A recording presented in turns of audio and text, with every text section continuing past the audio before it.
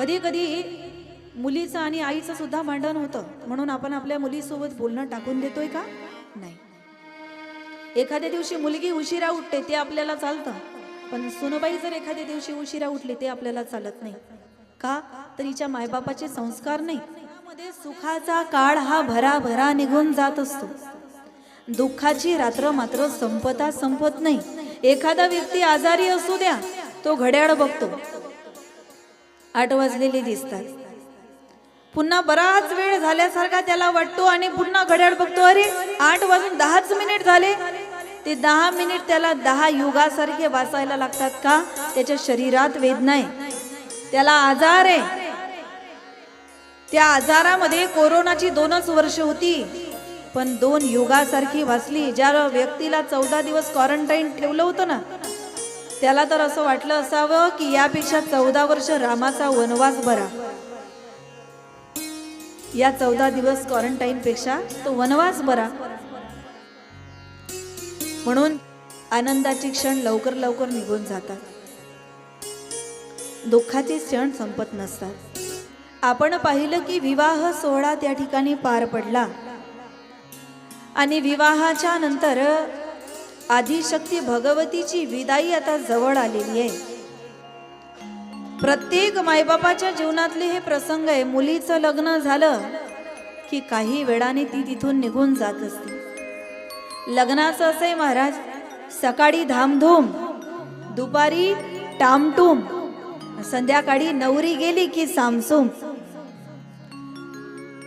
दिवसभर धूम धडाक्यात. अरे एक दिवस बापाला जी पंगत द्यायची असते ना, लग्नात वराड्यांना जेवण करण्याची जी पंगत द्यायची असते ना, त्या पंक्तीचा हिशोब त्या मुलीचा जन्म ज्या दिवशी होतो ना, त्या दिवसापासून तिच्या लग्नासाठी तो बाप पैसे जमा करत असतो.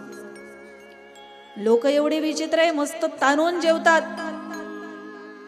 जागेवरून उठणं होत नाही, एवढं लोक जेवून घेतात. म्हणतात हे भाजी छानच नाही झाली, पोळ्या चपात्या अशाच झाल्या. पण लक्षात घ्या, कुणाच्याही लग्नाला जा, मुलीच्या लग्नात जेवायला गेलं की अन्नाला चुकून नाव ठेवू नका. तुम्हाला ताटात वाढलेलं अन्न हे अन्न नाही, त्या बापाने उभा आयुष्य गाळलेला तो घाम आहे आपल्या लेकीच्या लग्नासाठी. प्रत्येक मायबापाच्या जीवनातले हे प्रसंग आहे. एकुलत्या एका मुलाच्या मरणाने जो बाप रडत नाही ना, तो बाप त्याची एकुलती एक मुलगी ज्या वेळेला पहिल्यांदा माहेर सोडून सासरी जाते ना, दगड असू द्या दगड, त्या दगडालाही पाझर फुटल्याशिवाय राहत नाही. कारण सर्व घराची काळजी घेणारा बाप असतो, पण बापाची काळजी घेणारी मुलगी असते. लक्षात घ्या, तुमच्या आईनंतर तुमच्यावर जीवापाड प्रेम करणारी जर कोणी असेल, ती तुमची मुलगी असेल. तुमची आई मरू द्या या जगातून, आई जाऊ द्या, त्यानंतर आई सारखं प्रेम करणारी ती आपली मुलगी आहे. गड्या, घरामध्ये जर आई वडिलांचे वाद झाले ना, मुलगी आईचा पक्ष कधीच घेणार नाही, ती घेईल बापाचाच पक्ष. हे जन्मापासून कनेक्शन आहे, क्रॉस कनेक्शन. मुलीचं बापाशी आणि बापाचं मुलीशी एक अलौकिक नातं आहे, निस्वार्थी आहे. ना बापाला मुलीपासून स्वार्थ आहे, ना मुलीला बापापासून स्वार्थ आहे. बापाला माहिती असतं, ज्या मुलीला 18, 20, 25 वर्ष मी जगवणार आहे, लहानाचं मोठं करणार आहे, एक दिवस ही मुलगी दुसऱ्याच्याच घरात जाणार आहे, तरी सुद्धा तिला स्वतःच्या पायावर उभं करून देतो, तिला मोठ्या पदावर बसवतो. त्याचा काय स्वार्थ असतो सांगा ना? एखाद्या नोकरीवर जर त्याने मुलीला लावलं, लग्न झाल्यावर पगार नवऱ्याच्या घरी जातो की बापाच्या घरी जातो? नवऱ्याच्या घरी. शिकवलं कोणी? बापाने. हा समाज तर एवढा विचित्र आहे. या समाजातल्या काही प्रथा इतक्या विचित्र आहे.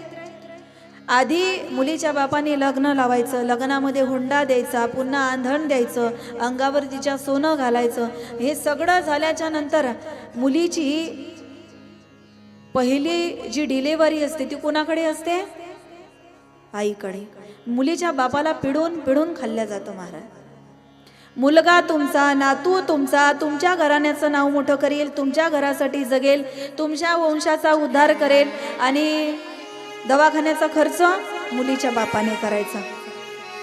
काय आपले नियम आहेत. म्हणून एक बाप निस्वार्थपणाने आपल्या मुलीला जगवत असतो, तिला पायावर उभं करून देत असतो. आणि बाबाकडे किती इस्टेट असू द्या, मुलीचा त्या इस्टेटीवर कधी डोळा नसतो, किती का असेना. मुलीला सुद्धा माहिती असतं, ज्या घरात 18, 20, 25 वर्ष वयाची मी राहणार आहे, एक दिवस मला हे घर सोडून कायम परक्याच्याच घरी जायचंय. तरी मरेपर्यंत बापावर तेवढंच प्रेम करते. तिचंच नाव आहे मुलगी. म्हणून स्वतःला नशीबवान समजा जर देवाने एक तरी मुलगी तुम्हाला दिली असेल. ज्या घरात मुलीचा जन्म होतो ना, तुम्ही थकून बागून बाहेरून घरी या, लहानशी मुलगी असू द्या, तिला बोलता सुद्धा येत नसेल, बोबडा बोलत असेल, पण जेव्हा बाप घरी आलेला दिसतो ना, ती मुलगी धावत धावत जाते. पूर्ण हात माठामध्ये बुडवल, त्या ठिकाणी अर्धा हात त्याच्यामध्ये जाईल, ग्लासमध्ये पाणी घेईल, धावत धावत येत असताना अर्ध पाणी खाली सांडेल आणि अर्धच 2 घोटच त्याच्यामध्ये शिल्लक राहील. पण तुम्हाला सांगते, ते 2 घोट ज्या वेळेला तुम्ही प्याल ना, त्या पाण्याला अमृतापेक्षाही चांगली चव असेल, जे लहान लेकरू तुमच्यासाठी घेऊन येईल. कारण या जगातलं बापाचं आणि मुलीचं अलौकिक नातं आहे, निस्वार्थ आहे. मुलगी शाळेतून आली की तिचा पहिला प्रश्न आपल्या आईला असतो, आई बाबा कुठे गेले ग? आई सांगते, बाळ आज सकाळपासून काय झालं कोणास ठाऊक, कोणाशी बोलत नाही, चहा घेतला नाही, नाश्ता घेतला नाही, आंघोळ सुद्धा केली नाही. पण बेटा तू शाळेमधून आलीस, तू जेवण कर. ती म्हटली, आई आपल्यासाठी रात्र दिवस काबाड कष्ट करणारा माझा बाप आज सकाळपासून उपाशी आहे, मी नाही जेवणार. तशीच पळत पळत गेली बापाकडे. विचारलं, बाबा काय झालंय, तुम्हाला बरं वाटत नाही? आईने तुमच्याशी भांडण केले, आईने केलेला स्वयंपाक तुम्हाला आवडला नाही, आईने तुमचे कपडे नसेल धुवून दिले तर मी धुवून देऊ बाबा? बाबा तुम्हाला बरं वाटत नसेल तर मी औषध आणून देऊ? सांगा ना बाबा काय झालंय. माझ्या शिक्षणाची पण तुम्ही चिंता करू नका, दादाचे जे पुस्तक आहेत ना त्यावरूनच मी अभ्यास करेन.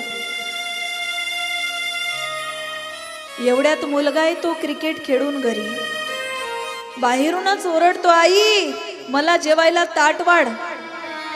मुलगी म्हटली, आई म्हटली, अरे जरा हळू बोल, जरा इकडे ये.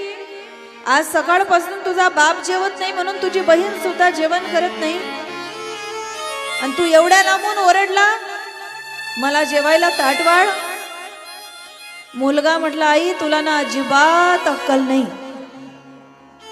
मुलाला मायबापाची अक्कल काढायला काही लागत नाही. आपल्याला अक्कल नव्हती म्हणून आपण त्यांना जन्माला घातलंय, अक्कल नव्हती म्हणून लहानाचं मोठं केलं, अक्कल नव्हती म्हणून एक एक पैसा साठवून त्यांच्या शिक्षणाला लावला, अक्कल नव्हती म्हणून आपलं सोनं मोडून त्यांच्यासाठी प्रॉपर्टी जमा करून ठेवली.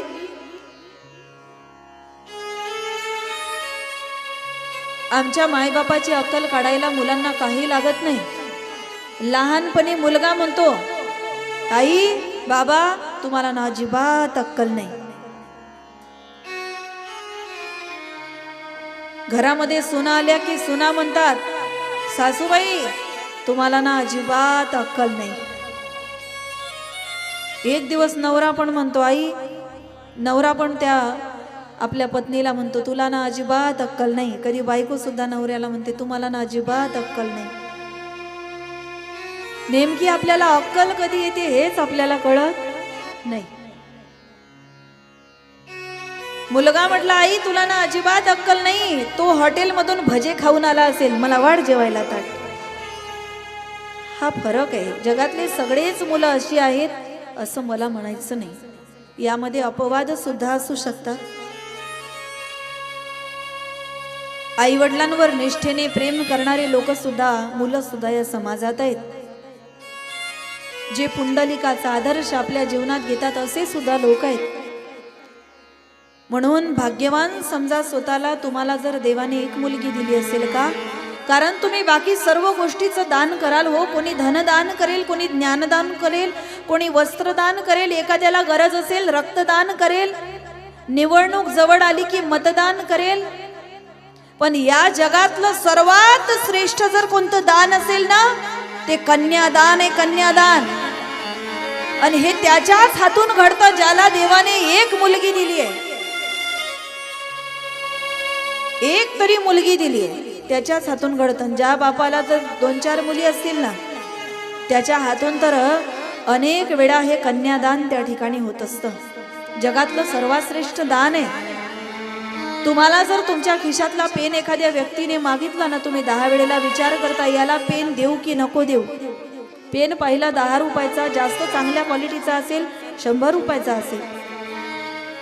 10 रुपयाचा पेन कोणाला द्यायचा असेल तर एवढं विचार करणारे आपण एक दिवस आपल्या काळजाचा तुकडा एका परक्या घरी देतो, तेव्हा या बापाच्या काळजाची अवस्था काय होत असेल. या बापाचं काळीज कुठं राहत असेल. तुम्हाला रडून मोकळं होता येतं, यांना रडता सुद्धा येत नाही. हे रडायला लागले की लोक म्हणतात काय बायांसारखं रडत बसला, बांगड्या भर राहतात. हे उभं आयुष्य आपले अश्रू दाबून ठेवत असतात. कोणत्या दिवसासाठी? ज्या दिवशी त्यांची मुलगी सासरी जाते ना, त्या दिवसासाठी राखून ठेवत असतात. आणि त्या दिवशी सगळं वराड ज्या वेळेला नवरीच्या सोबत असताना हा बाप एकटाच कोपऱ्यात बसलेला असतो आणि कुठंतरी कोपऱ्यात बसून रडत बसलेला दिसतो.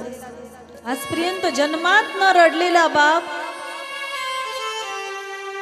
परंतु आज कितीही कठोर अंतकरणाचा असेल ना, त्या बापालाही रडू आवरता येत नाही. ज्या वेळेला त्याची मुलगी पहिल्यांदा माहेर सोडून सासरी जाते. कारण आईनंतर त्याच्यावर जीवापाड प्रेम करणारं जर हक्काचं कोणी असेल ती त्याची मुलगी असते. आज ज्या वेळेला मुलगी सासरी नांदायला जायला डोळ्याने दिसते ना बापाच्या, मुलीचं लग्न होत असताना बाप जर 60 वर्षाचा असेल ना, एका वर्षात बाप 70 वर्षाचा दिसायला लागतो. एवढा मोठा खड्डा त्याच्या जीवनात पडतो, एवढं मोठं दुःख त्याच्या जीवनात येतं. एखाद्या बापाने तुम्हाला मुलगी द्यायची, हुंडा द्यायचा, सगळं द्यायचं आणि वरून तुम्ही म्हणायचं काय आणलं बापाकडून. हा प्रश्न आपल्या सुनबाईला कधीच करू नका. काय आणलं तुझ्या बापाकडून. हे संसारातले दाग दागिने, कपाट, हे भांडी जे आहेत ना, हे कधीतरी संपणारे आहेत. पण अमूल्य असा दागिना एक मुलगी लग्न झालं की आपल्या सासरी घेऊन जात असते, तो म्हणजे संस्काराचा दागिना. मुलीने बापाकडून काय आणलं असं जर तुम्हाला या ठिकाणी प्रश्न पडत असेल ना, या जगातलं सगळ्यात मोठं दान तिने आणलं. संस्काराची शिदोरी घेऊन ती तुमच्या घरी आली. आज हिमालय आपल्या कन्येला पार्वतीला समजावून सांगायला लागली, पार्वती जीवन में सुख भी आएंगे बेटा और दुख भी आएंगे, लेकिन जीवन में जब दुख आए ना, अपना दुख ये संसार को कभी मत बताना. जिस दिन दुख आए ना बेटी, अपने घर का दरवाजा अंदर से बंद कर लेना और जी भर के रो लेना, लेकिन इस संसार को अपना दुख नहीं बताना. मुलगी ज्या वेळेला सासरी जाते ना, बापाकडून संस्काराची शिदोरी घेऊन जात असते. जी शिदोरी एक दिवस परक्याची मुलगी तुम्ही घरी करून आणता, पण लग्न झालं की दुसऱ्याच दिवशी ती काय म्हणते, माझं घर आहे.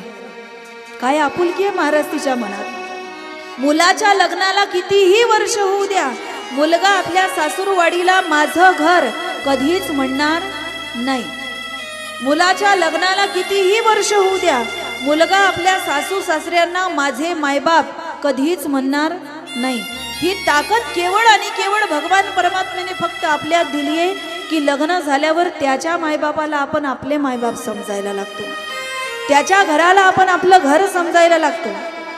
त्याच्या बहिणी बहिणीला आपण आपलं मानायला लागतो. त्याची बहीण आपली नणंद होती, त्याची आई आपली सासू होती, त्याचे नातेवाईक आपले होतात. ही ताकद केवळ देवाने आपल्यामध्ये दिली है. इसलिए पार्वती माँ कहती है, पिताजी आप मेरी चिंता नहीं करना, आप खुद का ख्याल रखना. बेटी जब घर छोड़ के जाती है ना ससुराल में, वो बहुत रोती है. दुनिया को लगता है खुद के लिए रो रही है, लेकिन वो खुद के लिए कभी रोती नहीं है. वो अपने माँ बाप के लिए रोती है, अपने पिता के लिए रोती है. जाते समय हर किसी को बताएगी मेरे पिता का ख्याल रखना. अपने माँ से कहेगी, देख माँ आज तक तू बहुत झगड़ा करती थी मेरे पिताजी के साथ में, खबरदार आज से मेरे पिताजी से कोई उल्टा सीधी अगर तूने बात की तो पार्वती माँ अपने पिता से कहती है, पिताजी आप चिंता नहीं करना, आपने जो संस्कार मुझे दिए हैं ना ये मैं कभी नहीं भूलूंगी. और पार्वती माँ अपने पिता को वचन देती है. आणि म्हणून एक मुलगी ज्या वेळेला सासरी नांदायला जाते ना ती रिकाम्या हाताने कधीच जात नाही, लक्षात घ्या. तिच्या बापानं जन्मापासून तिच्याजवळ जमा केलेली संस्काराची भरभक्कम शिदोरी घेऊन जात असते ती सासरला.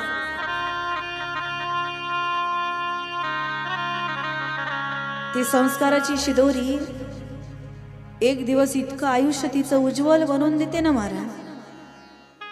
ज्या घरात लग्न करून गेली होती, लग्न करून जाताना एक व्यक्ती सुद्धा तिच्या परिचयाचा नव्हता, पण आज सासू सोबत तिचं भांडण जरी झालं ना, पण परका व्यक्ती जर आपल्या घराबद्दल काही बोलत असेल ना त्याला सुद्धा गप्प राहायला सांगते, त्या घराला आपलं मानते. म्हणून प्रत्येक मायबापाच्या जीवनातले हे प्रसंग आहेत. मुलगी ज्या वेळेला सासरी नांदायला जाते, आपल्या घरी दुसऱ्याची मुलगी सून म्हणून येते ना, त्यावेळेला ती संस्काराची शिदोरी घेऊन येत असते. म्हणून कदाचित तुमचं तुमच्या सुनेबरोबर पटत नसेल, थोडी फटकड असेल स्वभावाने, कशी का असेना तुमची सून आहे. कधी कधी मुलीचं आणि आईचं सुद्धा भांडण होतं, म्हणून आपण आपल्या मुलीसोबत बोलणं टाकून देतोय का? नाही. एखाद्या दिवशी मुलगी उशिरा उठते ते आपल्याला चालतं, पण सुनबाई जर एखाद्या दिवशी उशिरा उठली ते आपल्याला चालत नाही. का? तर हिच्या मायबापाचे संस्कार नाही. आणि सुनबाईकडून काही चूक झाली तर तिच्या मायबापाचा उद्धार करू नका. तिच्या बापाने तिच्या आईने जीवनातलं सगळ्यात मोठं दान केलंय तुमच्या घरी. म्हणून तुम्ही वयाने मोठ्या आहात. काही काही सासवा म्हणतात शेवटी सून ती सून आणि मुलगी ती मुलगी. तुमच्यामध्ये काय फरक आहे सांगू तुम्हाला. जोपर्यंत तुम्ही आई आहे ना तोपर्यंत तुम्ही खूप चांगले आहे. ज्या दिवशी तुमची सासू होते ना तुमच्या डोक्यात काय शिरतं कुणास ठाऊक. सासू झाल्यावर संसारातून रिटायरमेंट घ्यायचं नाही. आता सुनबाई आली, मी कशालाच हात लावणार नाही. थोडी मदत करावी, आपली सुनबाई आहे. ज्या दिवशी तुम्ही तिच्याशी प्रेमाने वागाल ना ती पण तुमच्याशी प्रेमानेच वागेल. अरे प्रेम लावल्यावर आपल्या दारातलं कुत्र सुद्धा आपलं होतं. आपल्या दारात बांधलेलं कुत्र त्याला प्रेम दिल्यावर ते सुद्धा आपल्याला टाकत नाही. ती तर आपलीच आहे शेवटी.